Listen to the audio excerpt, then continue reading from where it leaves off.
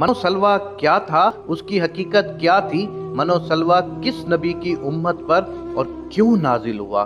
کیا منو سلوہ جنت سے نازل شدہ کھانا تھا یا پھر اللہ رب العزت نے یہ دونوں چیزیں زمین سے ہی پیدا کی تھیں؟ منو سلوہ میں کس جانور کا گوشت کھانے کے لیے ملتا تھا؟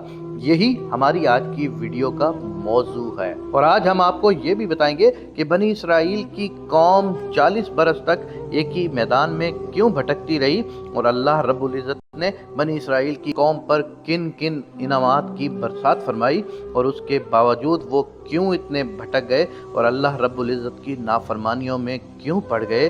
بنی اسرائیل ایک ایسی قوم گزری ہے کہ جس پر اللہ رب العزت نے بے شمار انبیاء کرام علیہ السلام بھیجے، مگر یہ قوم راہ راست پر نہیں آئی اور اللہ رب العزت کی نافرمانیوں میں مشغول رہی۔ اللہ رب العزت نے بنی اسرائیل پر بے شمار انعامات کی برسات بھی فرمائی۔ قرآن مجید فرقان حمید کی سورہ بقرہ کی آیت نمبر 57 میں ارشاد باری تعالیٰ ہے، اور ہم نے تم پر بادل کا سایہ کیا اور تم پر منو سلوہ اتارا اور کہہ دیا کہ یہ ہماری دی ہوئی پاکیزہ چیزیں کھاؤ، اور انہوں نے ہم پر ظلم نہیں کیا، البتہ وہ خود اپنی جانوں پر ظلم کرتے تھے۔ دوستو، جب فرعون دریائے نیل میں غرق ہو گیا تو اللہ رب العزت نے بنی اسرائیل کو حکم فرمایا کہ قوم عمالقہ سے جنگ کر کے ملک شام کو آزاد کرواؤ، کیونکہ یہ قوم نہایت ظالم اور جنگ کی ماہر تھی۔ اس کے باوجود ان 6 لاکھ بنی اسرائیلیوں نے جنگ سے انکار کر دیا، اور اس نافرمانی کی یہ سزا ملی کہ وہ 40 سال تک 27 میل کے رقبے پر مشتمل ایک ہی میدان میں بھٹکتے رہے۔ وہ لوگ سامان اٹھا کر سارا دن چلنے کے بعد رات ایک جگہ پر پہنچ جاتے، اور جب صبح ہوتی تو وہ وہیں موجود ہوتے جہاں سے چلے تھے۔ اس جگہ کو میدان طیا یعنی بھٹکتے پھرنے کی جگہ کہا جاتا ہے۔ اللہ کے پیغمبر حضرت موسیٰ علیہ السلام بھی اسی میدان تشریف فرما تھے۔ میدان طیا میں ہونے والی عطائیں حضرت موسیٰ علیہ السلام کی دعا سے بنی اسرائیل پر اللہ رب العزت نے اس میدان میں بے شمار انعامات اور عطائیں نازل فرمائیں۔ بنی اسرائیل کے کھانے کے لیے ہفتے کے دن کے علاوہ روزانہ آسمان سے 2 کھانے اترتے، جنہیں من اور سلوہ کہا گیا۔ سلوہ کے بارے میں مفسرین کے مختلف اقوال ہیں۔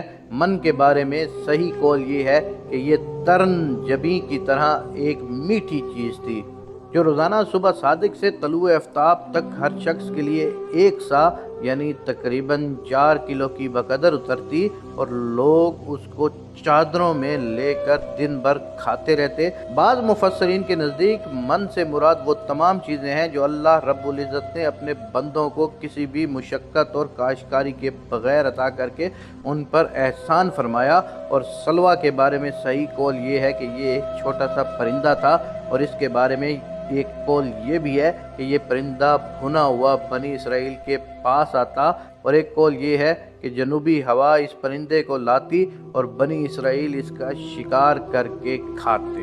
اللہ رب العزت نے قرآن مجید فرقان حمید میں ارشاد فرمایا، اور ہم نے تم پر بادل کا سایہ کیا اور تم پر من و سلوہ اتارا اور کہہ دیا کہ ہماری دی ہوئی پاکیزہ چیزیں کھاؤ، اور انہوں نے ہم پر ظلم نہیں کیا، البتہ وہ خود اپنی جانوں پر ظلم کرتے تھے۔ دوستو، کوہ طور کا ایک سفید پتھر ان کے پاس تھا۔